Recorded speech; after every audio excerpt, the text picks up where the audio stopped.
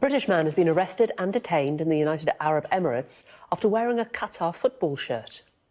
Well, this is 26-year-old Ali Issa Ahmad, who went to a match between Iraq and Qatar while on holiday in the UAE. He was allegedly beaten by police on the way to the station after being arrested for wearing a Qatar replica team shirt.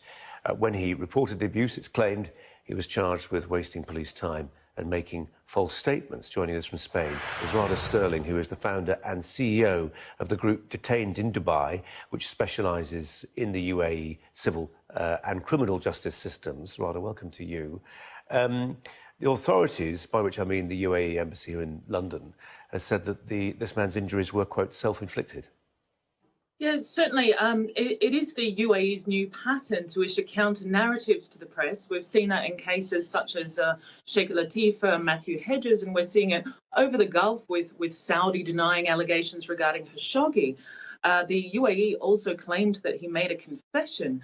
And in my experience, over the past 10 years, almost everyone makes a confession at some point, and usually it's a forced confession. They're not to be taken seriously. The fact that we have limited access to Mr. Ali to discuss with him exactly what's happened is going to leave matters vague until he's back into the UK and he's able to speak directly about the allegations that he originally made.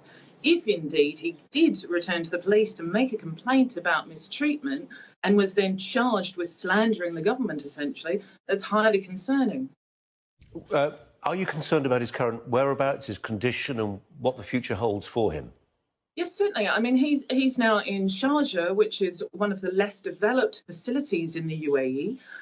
It's a country that the UK adamantly refuses to extradite people to based on the real risk of torture and human rights violations within the penal system. So he's at extreme risk. We've seen over the years, Lee Bradley Brown, a British national of 22 years old, was killed in police custody. So we certainly have concerns for his welfare, and especially given that he's alleged to sympathise with Qatar. If he's convicted of any of these crimes, he could be facing up to 15 years in prison and hefty fines. And in terms of the consular help he will be receiving, what can you tell us about that? How much will he get? What kind of level of support is there for him?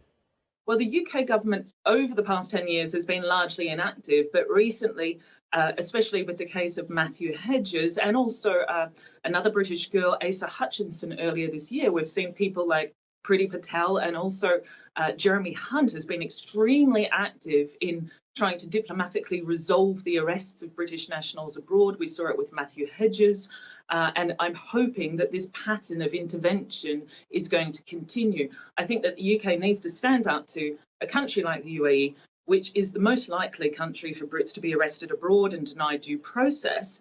It's important that the UK says that this is no longer acceptable if you want us to promote tourism to our citizens. And just on the point about the alleged offence, why would wearing a Qatar replica football shirt be so objectionable in the UAE?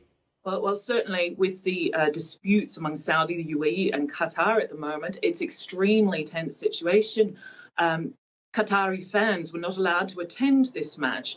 Qatari officials were not allowed to attend this match. The players themselves were allowed to attend with their coach, but they were basically under lockdown. It's still a crime in the UAE to show any sympathy at all for Qatar.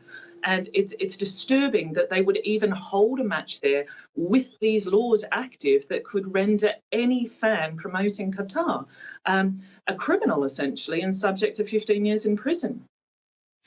Is this a case where the personal is political in the sense that people make individual choices for themselves and their family about going on holiday to the UAE, perhaps about taking a tax-free position, a new career there? What's your message to those people who might be embarking upon that train of thought?